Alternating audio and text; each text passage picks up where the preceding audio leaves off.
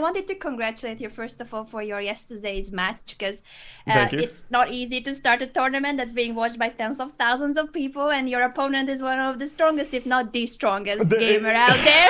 It's actually a little bit intimidating whether it's a chess match, but it's still intimidating to play against the strongest man in the world. There's something about it, very reptile brain, this man big. Yeah.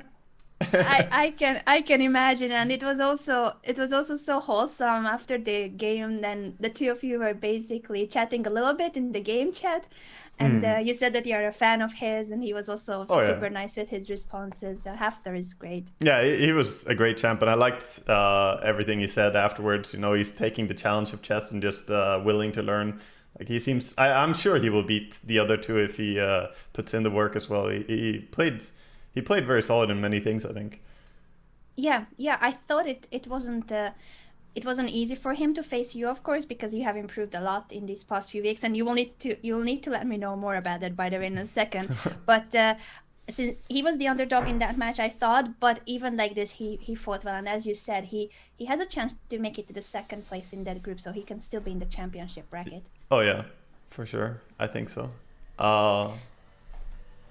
Yeah. So let's talk about your chess, because what I have seen, I watched some of the VODs of your coaching sessions, bits and pieces of it, to be updated on what you have been learning. As far as I know, you have had sessions with Danny Rensch and Levy Rozman. Yep, is that correct? Yeah, one session with either of them, and that's what I've done so far. Outside of that, I've just tried to play with some friends who are quite clearly better than me. They've mostly been kicking my butt when we played. Like Stormer. Stormer, one of them, yes, and Matthew FF, who also was in your chat. I saw yesterday. He's one of my mods. Yeah, shout out to all of them. And I also got a gifted sub on your channel yesterday. So your community is being super nice to me. I didn't even know they know who I am or anything, that I was watching your match. Oh yeah, when I was watching, I saw so many of people I recognized when I was watching your VOD back. I saw a lot of my viewers appreciated you streaming it as well.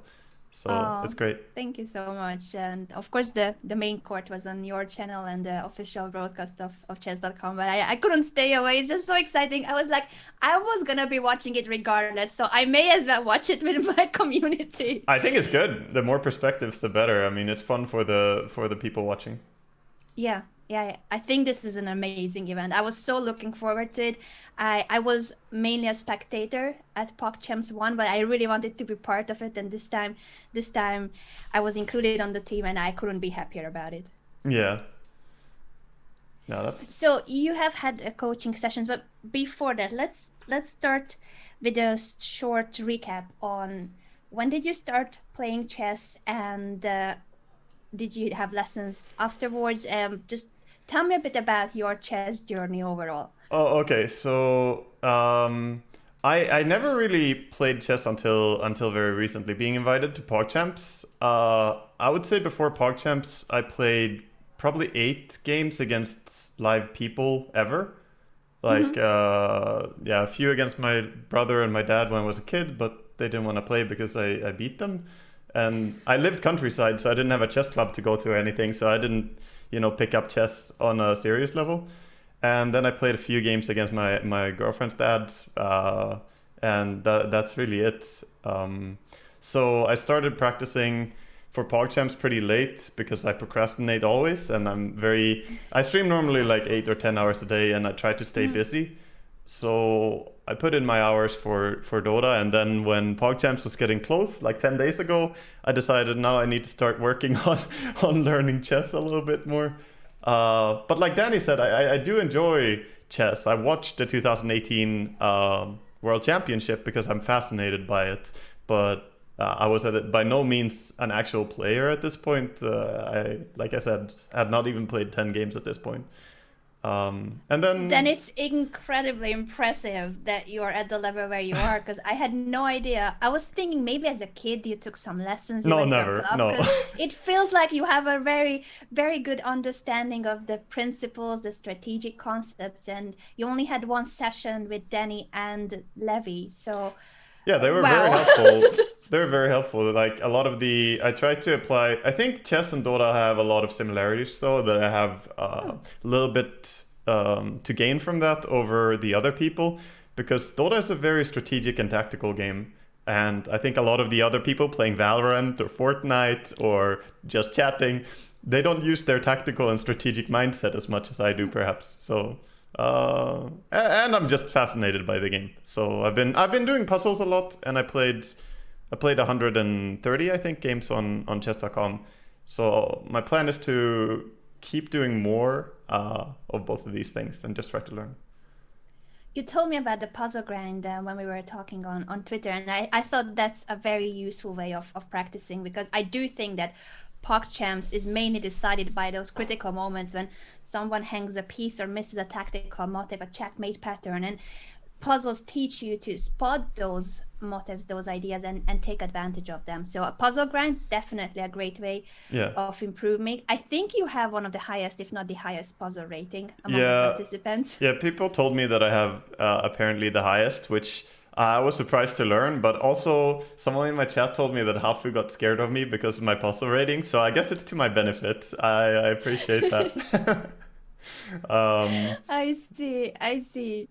I'm gonna have a session with Hafu later on, but I'll just tell her to keep grinding with the puzzles and then try to catch you. I definitely see her as of course, as many of you as we can, and I'm here to help with your further improvement.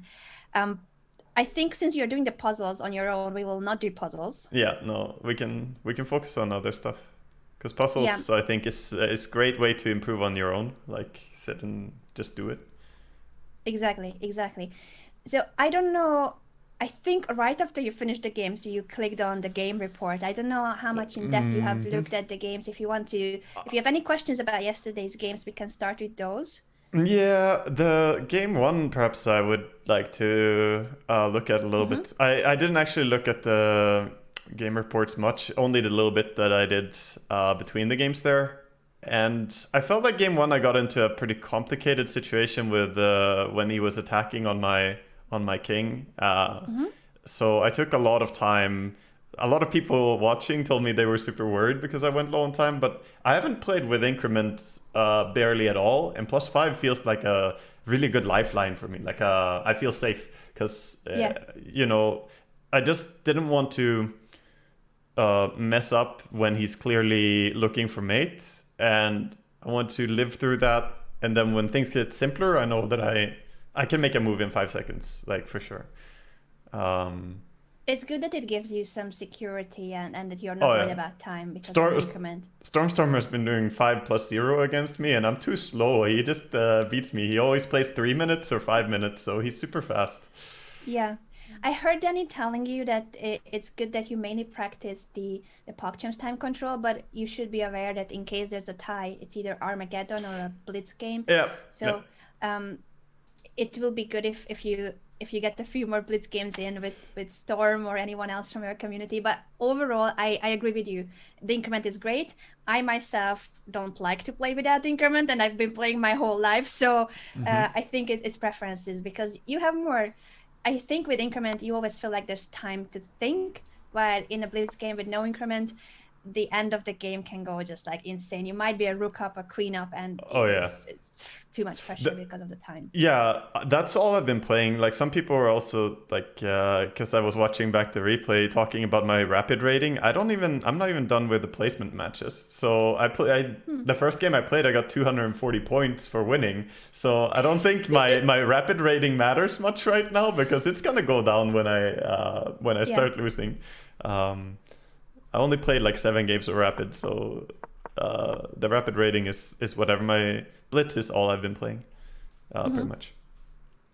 It explains then, a lot of people were like, oh my God, he's a 1400, and you've just said that you've only been learning for 10 days, and you're 1400. There are people who study for years and they don't get to 1400. Yeah, no, I'm not a 1400.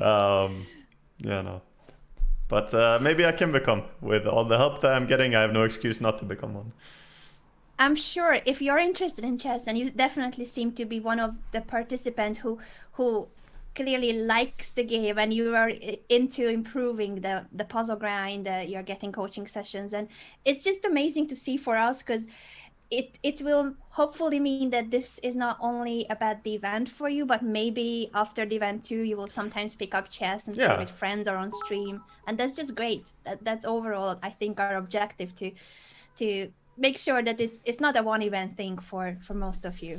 No, it's not. And I was talking to Levy about it a little bit too, and he was saying that if I ever find myself going to New York, and want to hang out, like the chess community is very, very open and welcoming. So and yeah, I foresee myself playing a bit of chess. One thing to notice that in Dota you can sometimes have very long queue times when you play. So you queue up for a game and it can take like I've had 3-hour queue times at some point, right? So I could play a lot of chess in this time, and normally it's much faster, but there could be definitely a lot of opportunities for me to play chess while queuing. So that's great. you could be one of the few streamers that combine chess and Dota in one stream. Oh yeah, that's why that's why I like the merging of the communities. It's fun. Exactly. And speaking of Levy, speaking of the devil, he has just raided my channel. Levy, what are you doing? He's spying on us. He just wants to claim to be a better coach. I'm sure that's why he's coming over. But thank you, Levy. Thank you so much for that. I'm going to be training your student, Danny. And Levy have been helping Nicholas so far. If you guys haven't met him yet, he crushed the mountain yesterday, and I know that's a scary thing to say. And some of the viewers were like, "Okay, let's try to keep Nicholas's address safe. Let's try to make sure that Haftar is not very in Sweden to find Nicholas." Exactly. Yeah, no, I took out a good life insurance after yesterday, so that's my first step. No, he's hilarious. I like that he's going with it too. He's funny. Yeah. Chat is having way too much fun with whenever he appears on camera. Chat so scared.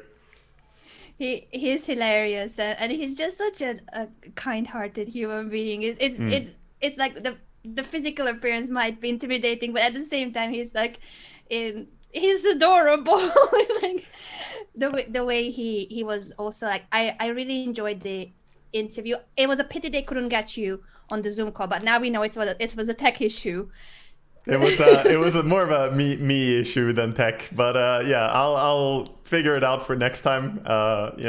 Saving my interview for later. It's a common tournament strategy.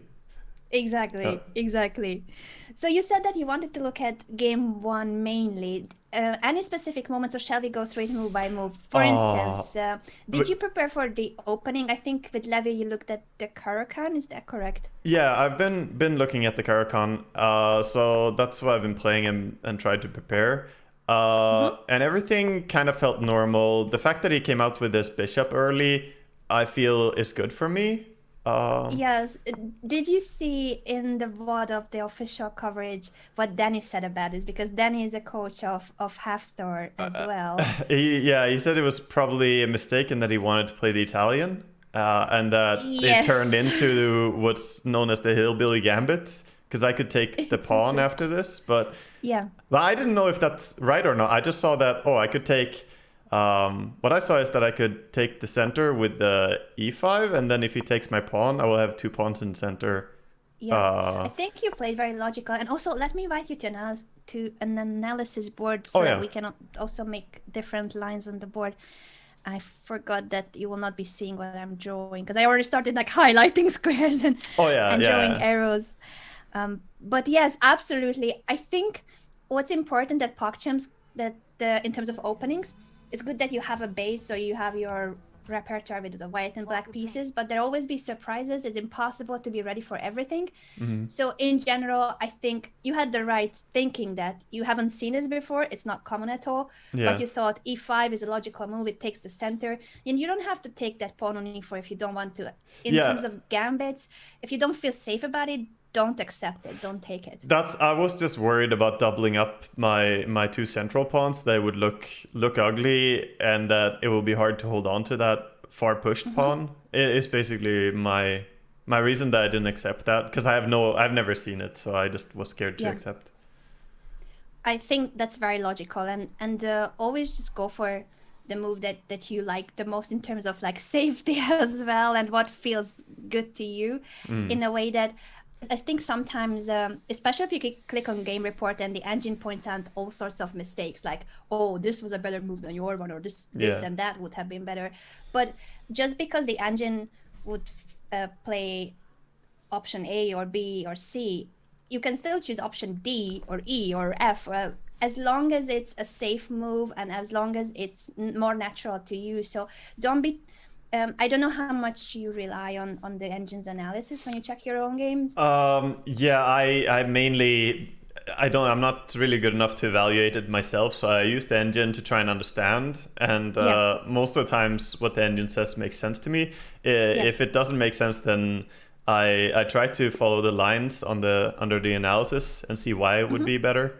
So yeah, the engine, I mean, a brief comment on that is that I'm super jealous as a Dota player of the engine that you guys have. You can just, like, it's almost like a cheat sheet. You can see, oh, correct move, you know, good or bad. Yeah. And we don't have that in Dota, so we have to, you know, figure out, is this, like, we don't know what's happening basically.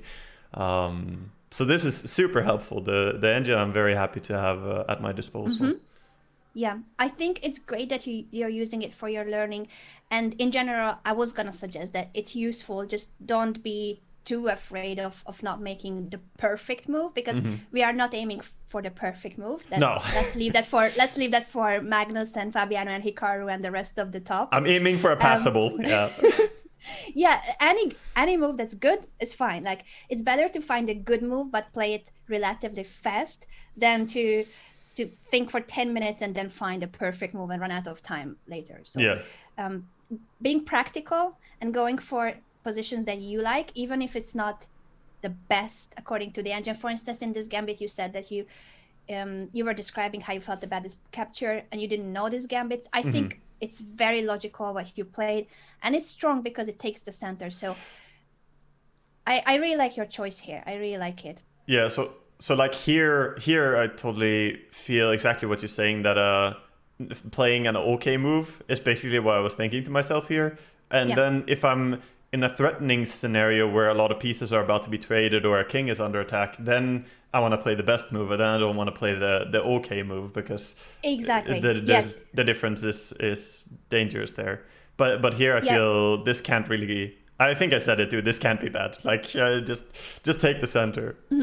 Yes, you describe it better than I did, because you are absolutely right that most of the time an okay move is great, being practical, just going for a good move. But there are critical moments when there's a threat of mate, a threat of fork, something very decisive about to happen, and then you have to find maybe the only move. Yes.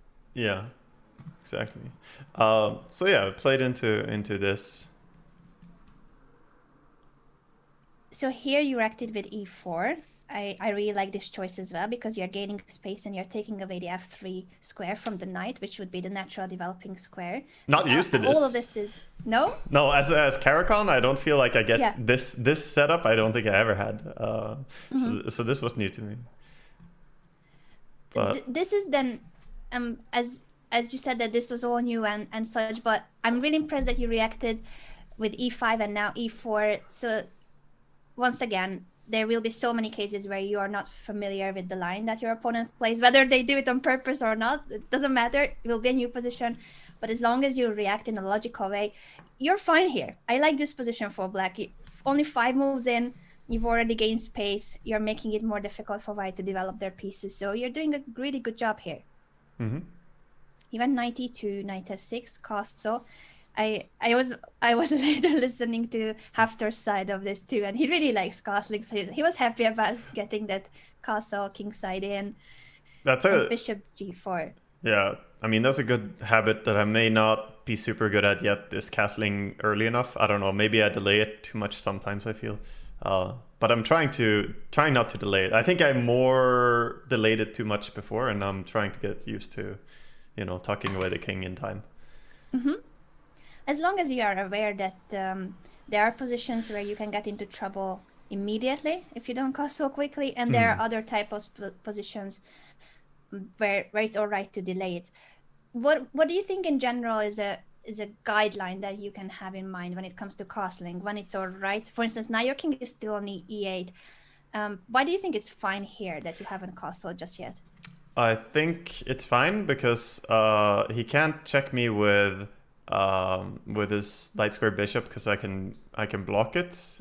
And like basically I'm not under serious attack, so that's why it's fine. And there's no attack that I can see that will happen quick enough that I can't castle if it happens. Very good, very good. That the only check will be the bishop check, and you can simply use your knight as a shield. And in terms of other files, the E file is not open. So the more open the position in general, the more likely that you need to get your king out of it. Open files and the E file. So if his rook gets to the E1, I would want to get out of there as soon as possible for sure. Exactly. Very good job.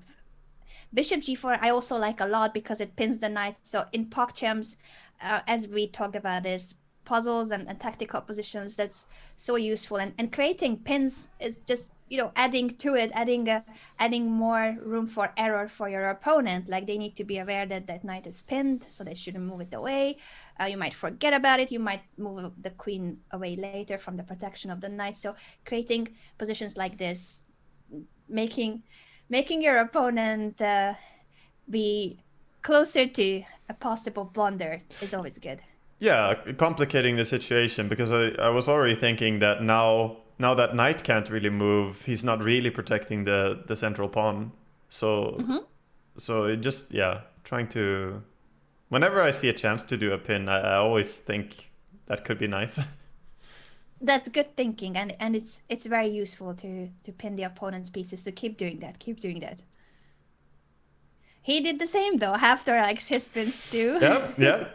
That was a little bit annoying to me. I didn't want him to do this, but yeah, he comes out. Yeah, and here after Bishop G5, how are you feeling about the game? I was watching, but I was also switching back and forth from the streams. Do you remember this moment, and how are you feeling about your position here?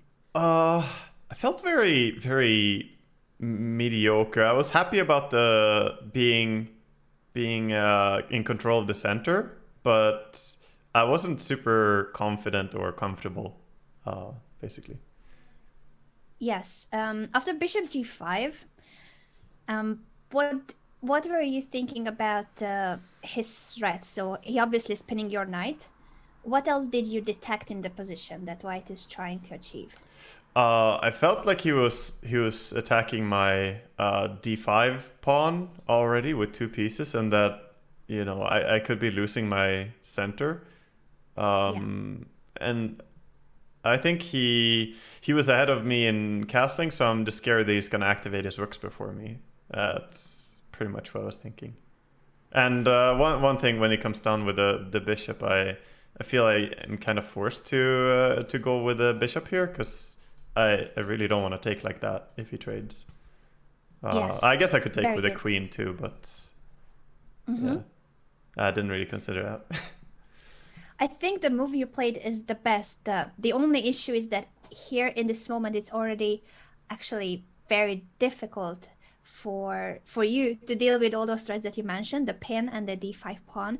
What do you think would have been the best response for him after bishop e7? I think right now, his best response, I think, would be if he traded my knight, and then he's already on this twice, and I'm only defending it once. Yes. So, and it's with a queen, and queen is not really... She's more of an attacker than a defender. So yeah, I think if he traded here, he could take here, I guess. Yeah, I think would take with the knight. And then this guy will also end up being sort of isolated.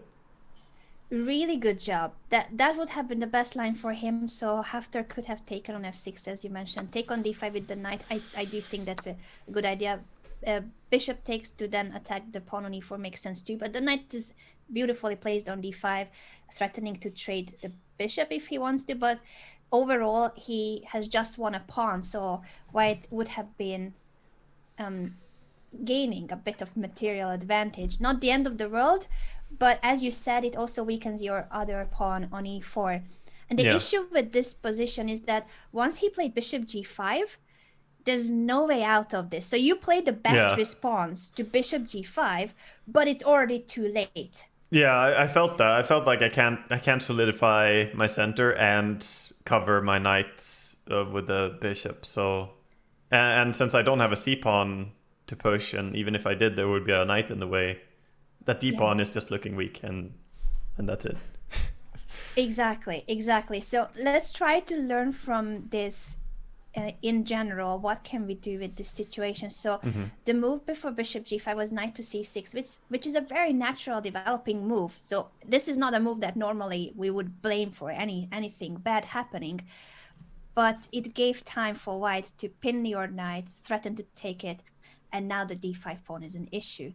So what do you think you could do next time if there's a situation like this? It's a good question. I'm not really. I think what I should have done is not even allow this bishop to come down and play this, is what I was intuitively thinking, that if I prevent the bishop from going for the pin in the first place, then that would have defended this by keeping the knight. Very good job. That's the best move. Excellent really? thinking. It is the only way to deal with this. Yes, excellent. I'm very impressed. That was like, well, you said it after 5 seconds of thinking. Okay, so h6 prevents bishop g5, then the pawn will be fine. Yeah, Great. but I'm happy it's the best move. I just don't see any other way, because the only other way I see is something like this, but I'm unpinning his knight, and that, like, I seem to be doing him a favor if I move the bishop, and I can't defend this in, like, I want this knight to defend that pawn, basically, so I don't want to lose him. Exactly. No, very good thinking that if you had to use the bishop to protect the pawn, that's, first of all, you're moving a piece that already has been developed, and it's going to be more passive than where it is now. So h6, really good job. One should be, of course, careful with pushing pawns on the flanks, but h6 is quite a standard move. So it's just about not going like crazy with g5, h5, if you still want a castle there. But h6 as a defensive move, just to guard the g5 square and make sure that he cannot pin your knight, that's actually very common. So we're going to try to think of this as the pattern, because also Danny was explaining that we are not here to point out a one move mistake in this one game, but we're trying to show you how you can use this in other type of positions. So no, I'm sure. I feel very familiar with this pin happening, be it on the queen side or on the king side, like me getting pinned like that, and not making the preemptive move of pushing up the pawn. Like, this is a move that I don't play much, but maybe should recognize more. It's okay if you don't play it often, because not in every position it makes that much sense. There are beginners, including myself when I was a kid. You just push them automatically to be safe, but it doesn't always make sense. So just always pay attention to the specific position on the board and see if the pin is that strong. If you need to be a bit afraid of it, be cautious about it, and then think about preventing it.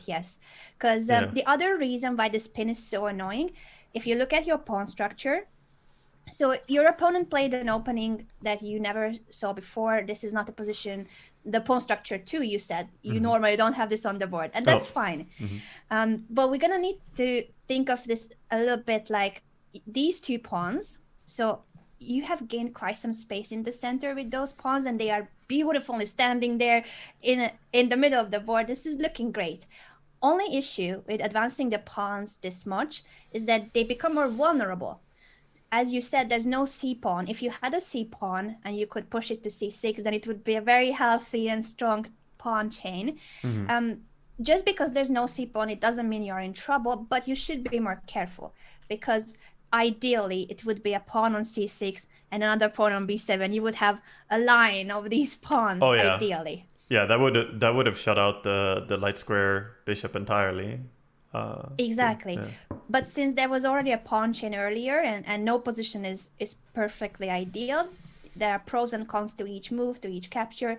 So here the the disadvantage of your position is that the d5 pawn, this is called the base of the pawn chain. So when you look at your pawn structure, these two pawns are standing a little apart from the rest of your pawns. The e4 pawn is going to be fine as long as you have your d5 pawn.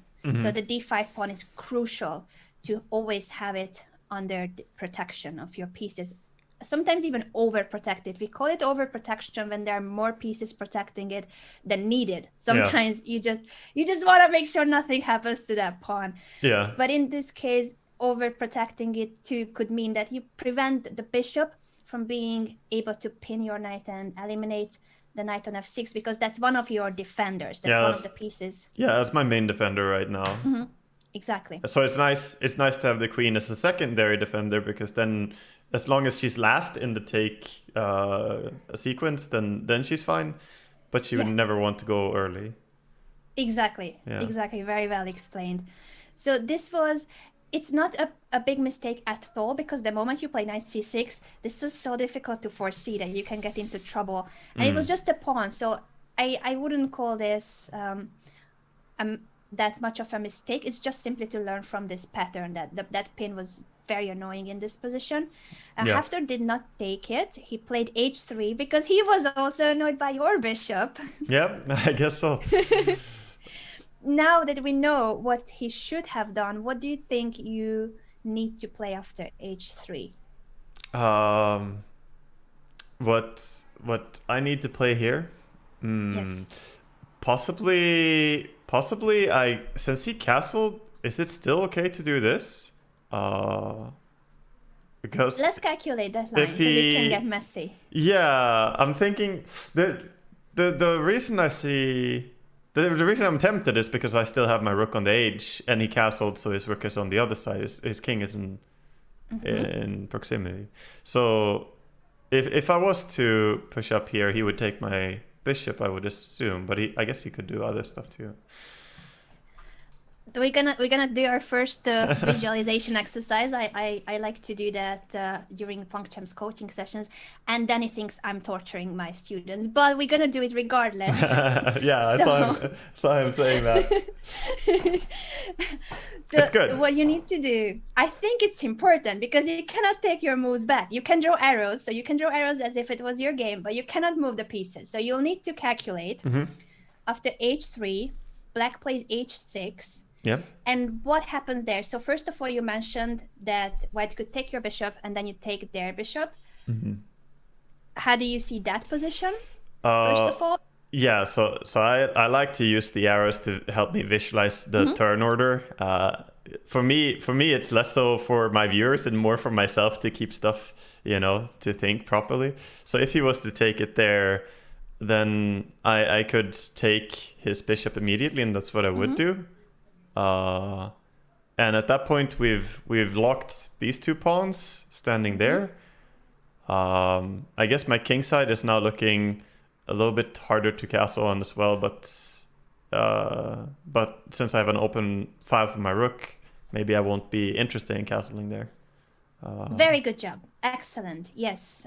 Everything that you said about that position, very well done. The visualization and also analyzing what that position would be like for you. So that seems to be promising for black, but that's not the only option. We need to look at the other line as well. Yeah, the other possibility is of course I would make the same move, but he could deviate and still do this exchange. And I would have to immediately take his bishop, I feel. And at that point he could take here, and already I would be down a piece. True. Very good job. So that's not a good line for black. How about, and we still cannot move the pieces, h6 here, bishop takes f6. And what if instead of taking the bishop back on f6, you were to take on e2, so that your bishop wouldn't be hanging on g4, and then you want to capture the bishop on f6? True. Yeah, so if I go here and he takes, I take here, and now he has to recapture my bishop, and I've gained this knight. So he took my knight here, I took his knight, and after I go there, he takes this. I'm gonna take here. So then the material is even. Yes, in that line the material is even. But is it going to be even though? Because it's still gonna end up with the same. This thing is still happening. Yeah, the pawn is still in an the end. issue. Yeah. Good job. Yeah, good job spotting that. And also, let's do that one more time. This is a very complex and long line. So if h3, Okay. h6, bishop takes f6, bishop takes e2, and there, how many options does white have as main candidate moves? Oh, so first option, since I am hitting these, is to retake with his queen, retake with his knight. He could also go in with his bishop and attack my queen. Exactly. Very well done. Yeah. Let's calculate that line. I know it's very complex and a long line, but you can do it. Okay, I'm gonna draw it out then. So if he takes here, he's now taken both of these pieces, and I've only taken this. If he takes there, I would feel very tempted to keep going deeper with my bishop, but I am trying to see if there's something I can do. I feel maybe I would just take his bishop with my queen, but because I feel like it gets my queen up on the 7th, which I like, but he would do this. It was hard. It's really hard, so take your time. Take your time.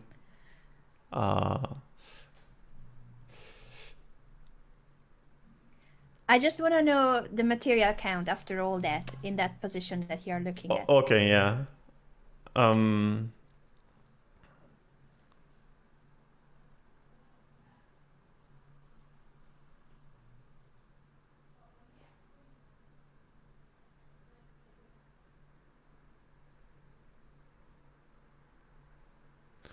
Well, I feel, unless I'm reading it wrong, I feel like I'm just going to be down a piece at the end of this. I don't see a way out of it. That's exactly what's happening. Can you please play out the moves now, everything that you have calculated, so that the viewers can catch up with you? Because this is impressive that you visualize the entire line. So I would push h6, forcing him to do something. So his candidate moves were basically these two. And this one proves to be stronger, because if I take here, he retakes and immediately gains a piece.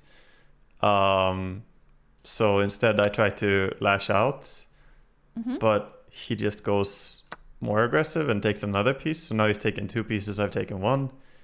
And no matter if I retake here or take here, the result is going to be the same. If I take his queen, he takes my queen, and then after I retake and he retakes, I suppose with rooks on either side, then he's still up a piece.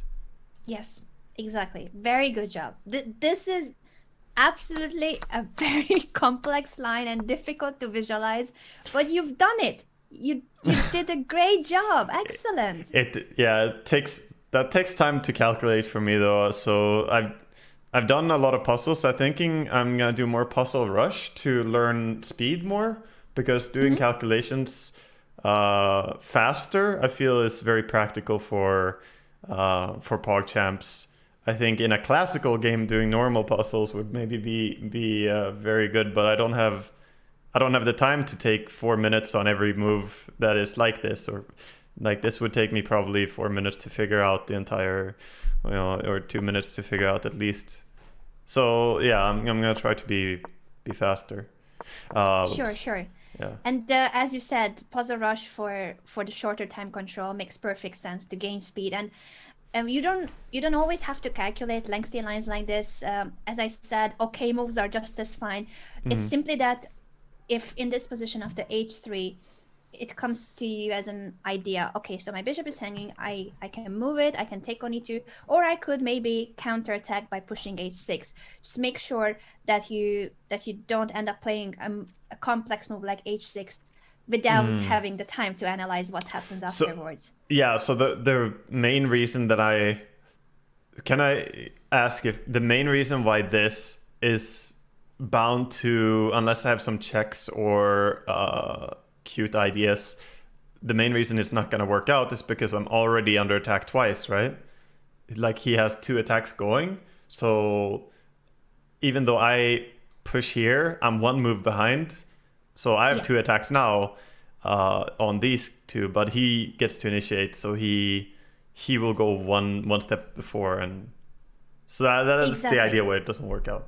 Yes, no, that's exactly what's happening. Very well spotted. That as you mentioned, you already have 2 pieces hanging, and white starts capturing first. Because if it was black who starts capturing, everything changes. It's all about whose turn it is, the exact tempi.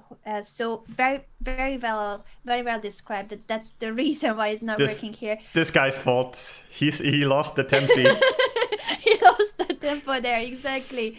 And if you had a check, for instance, in other lines, it may be the case that if you were to you have a hanging piece, but if you can give a check with that piece, then take back that bishop on f6, it may change the entire evaluation. So always depends on the exact position, but as a pattern, you are right. You have already 2 pieces under attack, and white starts taking first. Yeah, Mountain was smart to castle, so I can't reach his king in any way. He tucked away. He was. So if we don't play h6, what do you think would be the best response here after h3? I think what I did in the game was to just back up and keep the pin. I like the idea of having the pin, because what I thought in the game is if I back up here, there's a chance that he overcommits to chasing me or something, that he would make some mistake of pursuing me, but I would in the end get away. So I liked keeping the pin, but I'm not confident that was the best, basically.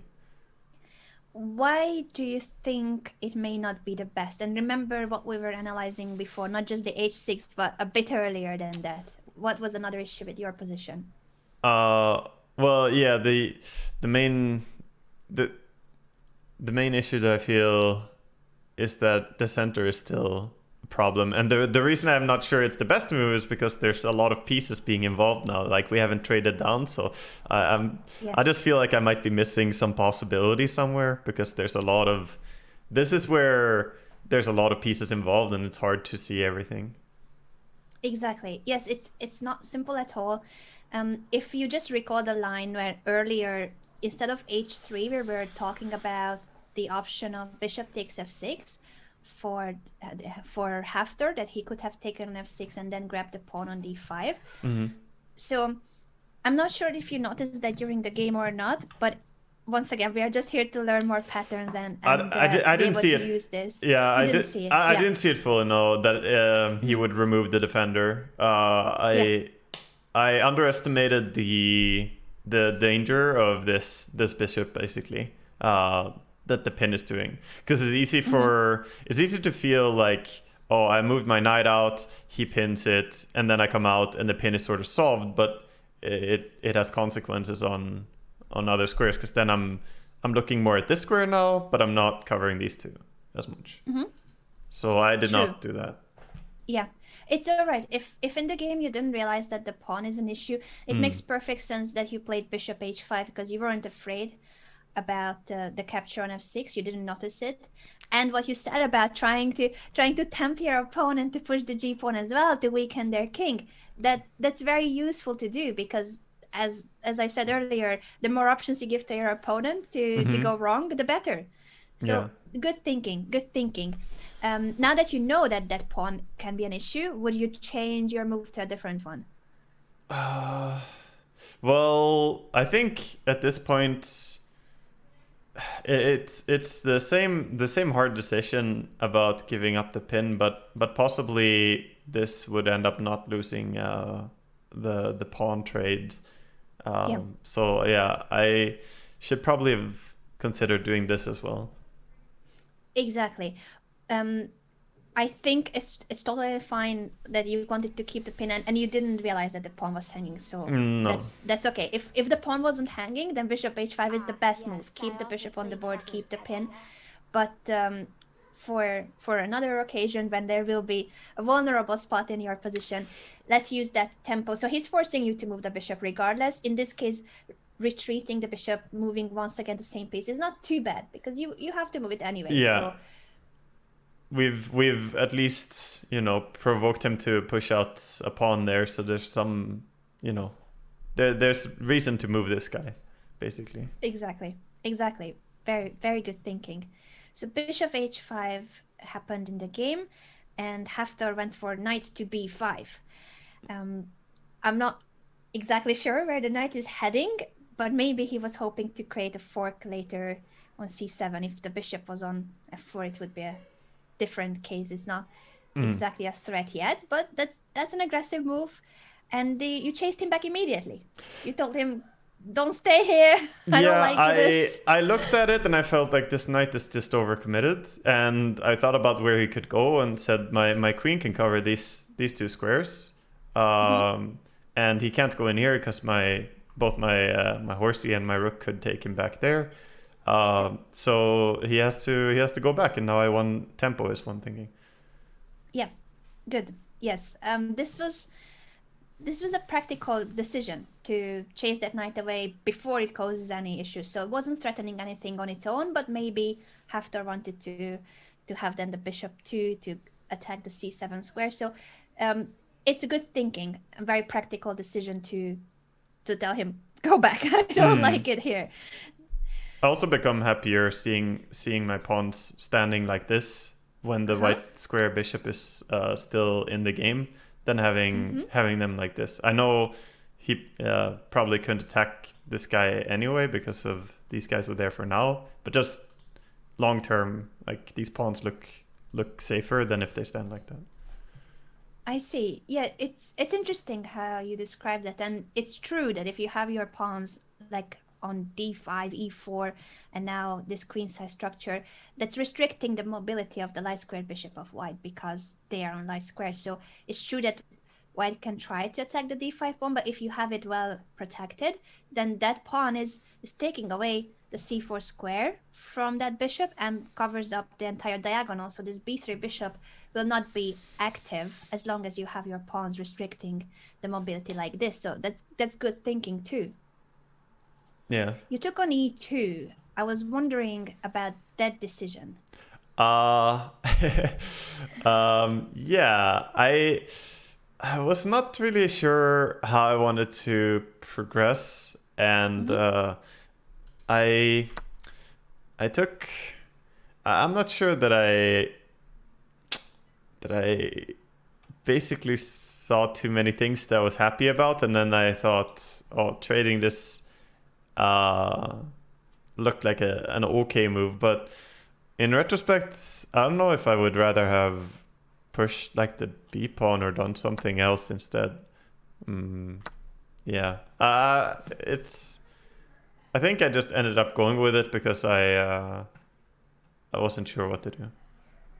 It worked out very well in the game, basically, because after the capture, Hafthor took back with the queen, allowing knight takes d4, so he blundered his d4 pawn.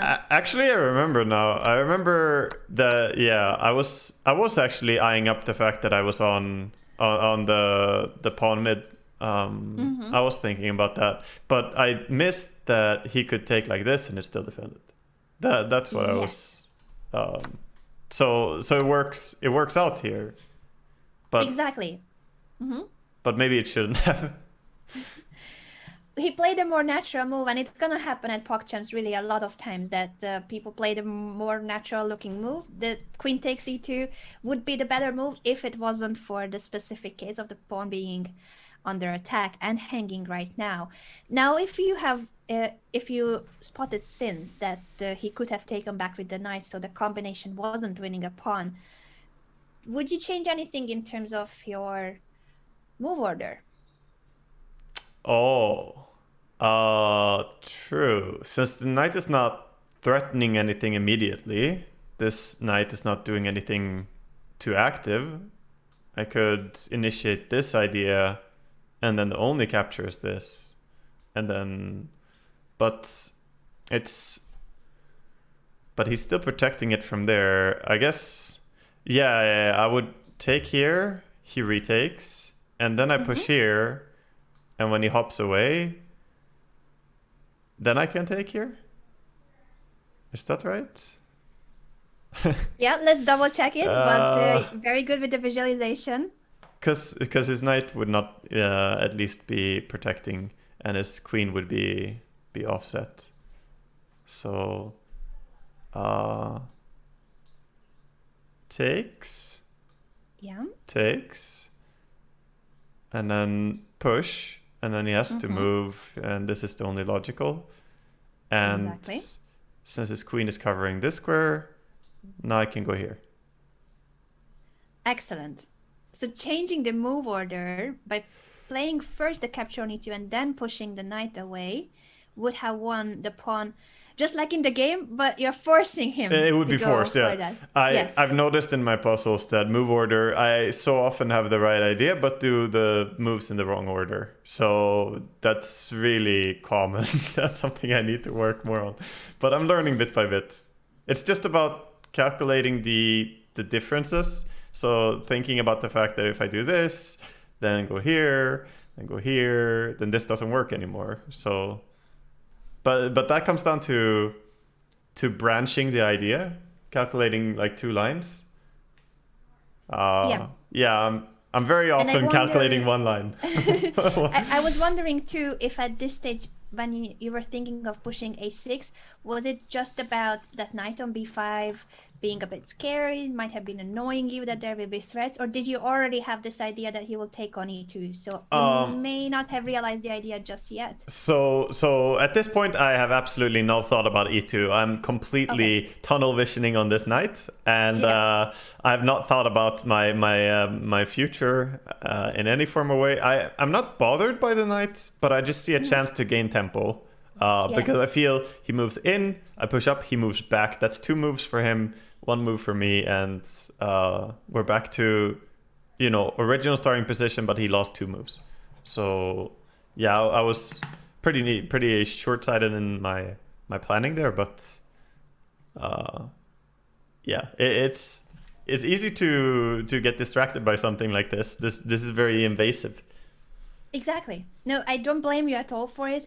And the fact that then you spotted bishop takes e2 and it worked out, it's just totally normal as well in a game of chess. Really, there will always be mistakes like that. So don't be harsh on yourself. This is just to learn for future games that if you had spotted the idea earlier, I'm sure that you would have realized too that the move order matters. Yeah. I don't think I would have. Without you pointing it out, I don't think I would have understood that the move order could have forced the pawn win here. I would have this position is difficult for it. I think it's not obvious at all that you can take on e2, then chase the knight away, then win a pawn. But in general, whenever there's a complex line of captures, especially with lots of captures, make sure that you consider the alternatives with move order, because the move order can change a lot. Whether there's what you take first, if there's a check that comes in between, we call them intermediate moves, when there's just a check that you throw in on move 2, move 3 of the variation. So move order can matter a lot in positions when there's something concrete. So enforcing lines, move orders can matter a lot. I feel it's something I should learn to do more, and I feel like I'm learning to do it, probably thanks to the puzzling. I think 10 days ago I didn't do it at all. Like I didn't think that way, but now I'm starting to think more in terms of like candidate moves, like, oh, this, in this situation, I didn't do it, but thinking about what is a decent move in every spot. Exactly. And you reacted well to knight b5, so a6 is a good reaction. As you said, you can win a tempo, you make sure that the knight has to retreat, so that's fine too. It's an okay move, and taking on e2, even if we had kept captured back on e2 with the knight, it's still an okay position, so there's absolutely no issues with this. And it worked out fine. It worked out just fine because Hafthor took back on e2 with the queen, you captured a pawn on d4, and after queen d2, you did react once again in the best way. If you remember what you played here, that is the strongest move. Yes, I can't remember. No, I'm just kidding. I'm sure you know it. I'm sure you know it. No. That's actually a thing I actually don't remember. That's the thing. I don't know. What would a yesterday's Waga do here?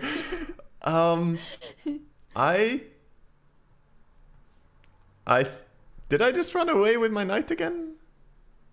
So let's see what's the threat of white apart from the knight hanging. Obviously, you already spotted that. I think I don't want to run away, so I think I take. Is what I'm thinking. And exactly. And I was actually.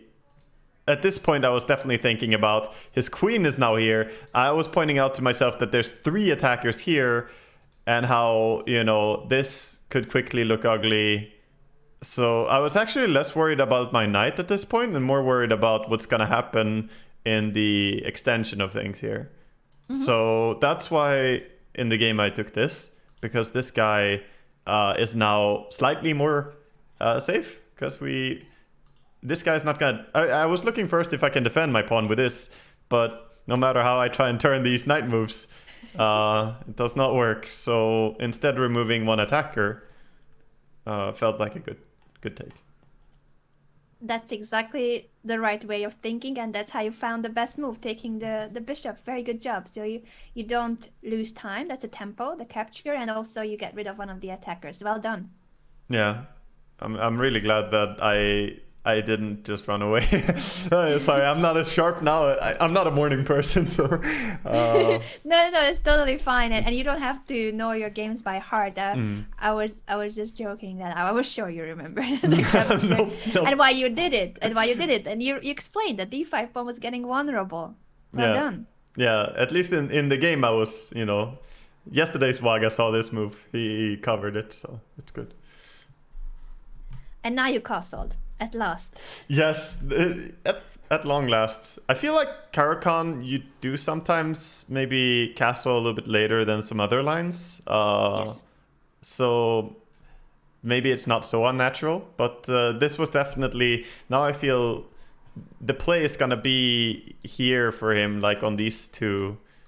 I'm visualizing that he probably will come over with these 2 guys here. And I just do not want to be on e8 at all with my king. Yes, good thinking. Did it occur to you if this d5 pawn is still an issue, if he takes on f6, or that was just not? Yeah, it did occur to me because at this point I did see it, so I was unhappy about it because I feel like, okay, he's gonna win back a pawn and this guy's gonna be hanging. But then I thought it might be okay somehow. I tried to stay positive about it, but I wasn't happy about it, basically. Yeah, that's excellent if you spotted it, but you weren't too concerned about it because, as you said, the king is a bigger issue than a pawn. So getting your king into safety is more of a priority than trying to keep the pawn at any cost. One thing that I saw after thinking about it for about 90 or like 2 minutes, 90 seconds, 2 minutes, is that if this chain was to occur, like say I'm castled, and say he goes here, I take here, and he's now attacking this twice, I'm defending it once, so he could take. But what I did see was that it opens up this, so it's not really a pawn win for him. He takes away a central pawn, and I'm taking away a doubled pawn, so it doesn't feel great. But at least I did something. So excellent if you spotted it. I'm just being told in my chat too by one of your viewers that you said it yesterday when you were playing, that you will be able to take on b2 if that combination happens. So that's Good. great. I'm not lying. Thank you, viewers. Yeah. They are here to make sure that everything is verified, all the information. Now I was sure that at this stage, if you thought about the capture, then you will also spot that the b2 pawn is hanging in the end. So well done about that. That you castled, and you realize that in worst case scenario you will take another pawn, not as valuable as a central pawn, but it's a pawn, so extra pawn is still good. Yeah, keeping at least the pawn exchanges going 1 for 1 is good enough. Well done. He brought the rook to e1. We are not here to criticize the mountain, of course, but in terms of chess improvement and learning, yes, I see that arrow. Yeah. Why do you think that move is better, and in terms of the rook placement, which so rook goes where? So it's just because, like I said before, I feel these two files, he has no pawn here, so this is semi-open files, right? That's what it's called. Yes. And I feel he wants to have both his rooks on these, and then I'm gonna be really struggling to defend my 2 pawns. So if he goes here, he just blocks in his other rook and prevents development. Exactly. It's so important what you said, and you immediately spotted why the other move would have been better. I was happy when I saw that move, because I feel that gave me the confidence that my rooks are gonna shape up in time, because this is a slower development. He's also staring at the advanced of the two, so you would have to, like, I would rather in his position, if he's staring at the back pawn, it would be stronger, right? Yeah, exactly. And now it's gonna be really difficult for him to activate the f1 rook unless he pushes the f pawn. But one should be careful about those pawn pushes, especially. I've lost a lot of games like that. I have lost. Okay, you have experience, all right? Yeah, no, my chat has been sharing with me that there's some saying like, what was it? Something about F for don't touch the pawn or something. I don't know exactly how it goes. There's something like, don't move your F pawn, basically. Yes. It definitely is a risky thing to do. There are positions where it's great, of course, and you see grandmasters moving their f pawn quite regularly.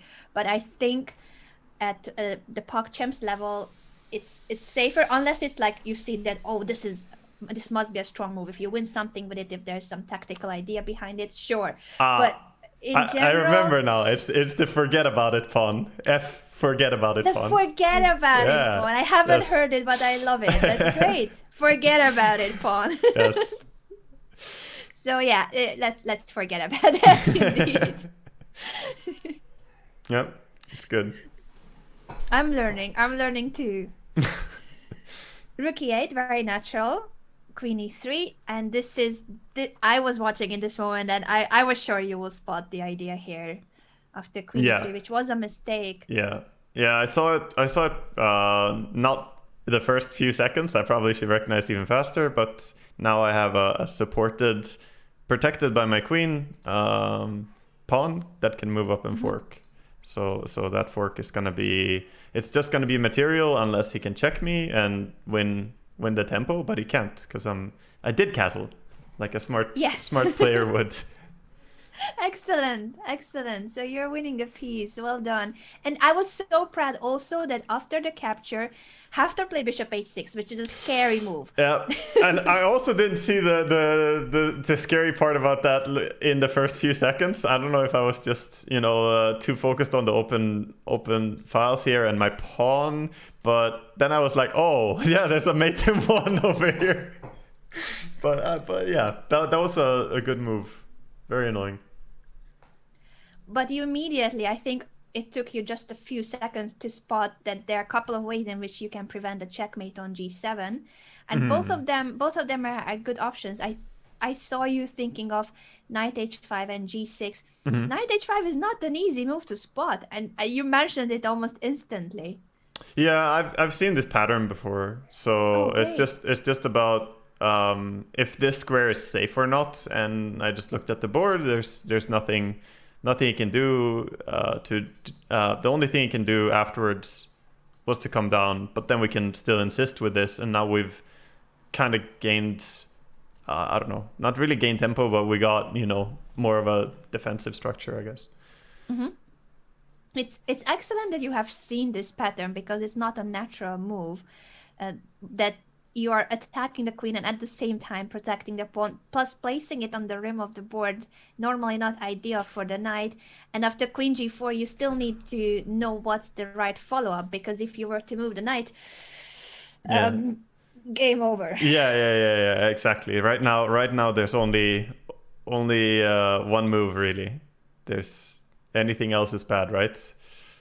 I think if I move this, I just lose my knight, and you know, so yeah, we have to push up. Yeah, the knight move I just did because I've seen good players do it. I'm like, this looks like a good defense.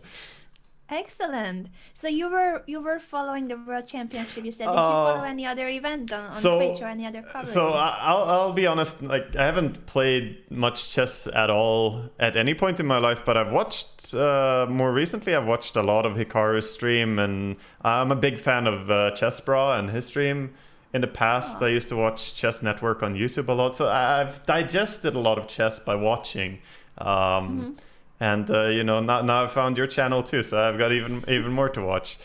Thank you so much. That's very kind. But it's great that you have been a consumer of chess content, much like Moist Critical in the first PogChamps. Like, I don't know how much he played, but I know that he was also a viewer of Hikaru's channel and possibly the Chess Bros too. So in one way or the other, you've had some chess input, but not in a methodical study way. It was more like a content that you like to watch. I just think it's, you know, I think it's fun to watch, and then you tell, I've told friends, like, yeah, I like to watch chess. They think that I mean I watch classical chess, like, you know, hours, and I'm like, no, like, chess can be fast and actually really exciting. So yeah, I just need to try and put in practice, and it's like I've got almost too much experience watching something to the point that you understand it somewhat, but then you need to learn how to do it yourself, and it's like learning to walk a little bit. So exactly, that's very, very well described. And I would assume that then this is your first chess tournament. Yeah, for sure. You may have been watching chess for a year or two, but this is the first time you compete, and that feels different. No. I mean, I when I was watching some of the things that Rensch made it sound like I've been, you know, like following chess over the board and like been part of stuff, and then Hikaru said I was like an OG or something. I'm like, I actually played 8 games of chess in my life before this event. Like, I'm not, play-wise, I'm not at all experienced. So I'm trying to quickly use your guys' help and learn as fast as I can. But it explains that you pick up everything so quickly, that you've been exposed to chess content and games and analysis as a viewer, and now maybe that's what helps you recognize these patterns faster. Like knight h5, I was like, where did that come from? But this point I actually did do what I said I should do more and think about candidate moves, and I think I do it more when I'm defending than when there's no real attack going on. Because previously when he moved his knight to, I don't know where it was, here, something, probably not, but when he moved his knight, he was here. Then there's no real attack or defense going on, so I might not consider candidate moves. But here it's literally a mate in one, so you think about your best options much more. Exactly. I'm impressed that you soaked up all this knowledge from watching chess content, and now you're putting it into practice. But as you said, it's not the same to watch and to understand what the streamer or commentators explain and how it feels when it's your actual game. And there's tension, lots at stake, the pressure of just tens of thousands watching as on a side note in your first ever chess tournament? Actually, I think that part I'll handle better than I'm sure most of the others, because I'm competitive, so I wasn't sure if I was gonna get like nervous and sweaty playing in this, but the amount of viewers I've cast grand finals of Dota or finals of Dota and like a lot of big events, so viewership I'm not scared of, and I played in a lot of tournaments in Dota, so at least I have tournament nerves going for me. So that part's fine. Yeah, it's important. It's important that you have that experience. Not this move. I wanted to stop here. I'm so sorry, but we have to. I went for a run after yesterday, and all I could see was